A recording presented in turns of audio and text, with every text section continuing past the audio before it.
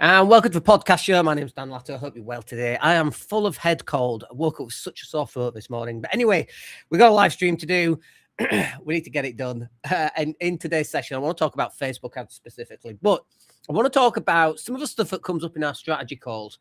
So what tends to happen is that we run Facebook ads. We run them for businesses up and down the UK. We run content campaigns and email campaigns and SEO and anything else that comes in digital marketing, really. But one of the biggest things that we're having an impact on is in Facebook ads. But there's a couple of caveats that I need to cover off, because I think what happens is people think, they spend £300-400 on management, and we're a professional agency. We've been doing it since 2011. We've got a whole team of people, and they have this belief that it's like buying a tin of tomato soup. You buy the soup, you open it up, you put it in a pan, you warm it up, and you eat it. Job done.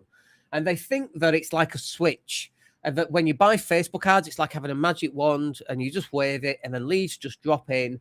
And sometimes it can be like that, but also other times it can't be like that. Sometimes it takes a while for the ads to get traction. Sometimes the ads don't work. Sometimes the targeting's off. Sometimes the landing page is off. And so we're generating impressions and we're generating click-throughs, but there's actually zero leads coming through. We had this with a client a couple of weeks back. He'd been with us for just 9 days. And I wasn't happy with the results he was getting. We were looking at the impressions. They were good. He was getting click-throughs. But the landing page that he wanted us to send traffic to was just dreadful. And it just wasn't really doing its job, really. So we managed to persuade him to stop using the landing page. And as soon as we did that and we sent them just to a Facebook ads form, we generated 17 leads on the first night alone. And obviously 17 leads from zero is quite a lot of leads on day one. The next few days came through. I think he ended up with like 56 leads over the next 4 or 5 days, which is a huge amount of leads. And then, of course, the poor chap was struggling really to actually phone up all these leads because he was overwhelmed. And so then we had to go back and actually put in some qualifying questions in there just to slow down some of these leads. So sometimes you can get really lucky, and sometimes you do get a situation where the leads just absolutely come in. And sometimes you don't get that situation at all, and you actually have to do a little bit more work in order to generate those leads. But for us, it works incredibly well. And obviously for him, it worked incredibly well. But that's not to say that that's the sort of thing that happens all the time. Facebook ads is not this magic wand where you just wave it and all these leads drop from the sky. Because think about it for 1 second.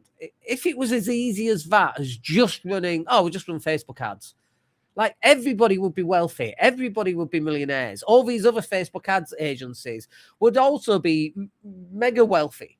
And it doesn't work like that. It takes a lot of work. You might have great genetics, okay? But if you don't put the effort in at weightlifting or CrossFit or high rocks, whatever it is that you're doing, having great genetics is just one step. We might have a great strategy for our clients, which I think we do, and we definitely get those results. But you still have to put the work in. It's not just something that's a switch and you just flick the switch and all these leads start coming in. I wish it was like that, and it's just not like that at all. I think people have this idea, excuse me, people have this idea that I'm just going to run Facebook ads and that's it, and it's going to be brilliant, and life's going to be amazing, never have to worry about leads ever again.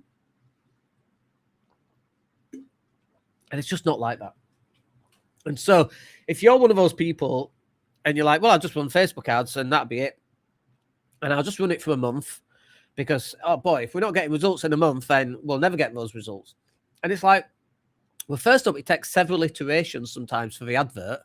You've got a learning phase that Facebook goes through. So, I mean, our timescales, for example, it takes 10 to 14 days to getting your ads up and running and making sure that your page is set up properly, because a lot of Facebook ads pages are just completely messed up. So we have to go and fix that. Then Facebook hits us with a 2-week learning curve. Like a learning phase. Facebook has to learn the sort of people who are going to click your lead. And sometimes it gets it wrong. But generally, it takes about 2 weeks. So right there, you've got a month right there, just on setup and on getting, first 2 weeks through the learning phase. Then by month 2, that will give you a better option. You really need to stick at 3 months. We had a client, he left us, and it was just content. It took him ages to sign up. And then when he did sign up, expected us to drop everything because he had the thing coming up that he needed to get some content out for. Bear in mind, it taken him a week to make a decision as to sign up. And of course, as soon as he's made that decision, everybody else has to drop everything else and just, go and work for him and nobody else. For 300 quid, by the way. Not a huge amount of money. And I do regret taking on this client but we wanted to help him, desperately wanted to help him. And it was one of those where he didn't really know what he was doing. And we were like, you have to give it 3 months to allow the content to actually take place. Anyway, we got content out very, very quickly. We worked over the weekend, really pushed the boat out for this client. And we never saw, by the way, when they first signed up, we kind of had a feeling this guy wasn't going to be happy, and he wasn't happy. He had a virus on his website for the first 2 weeks. It was nothing to do with us. His website was up and running, and our job was to drive traffic to the website.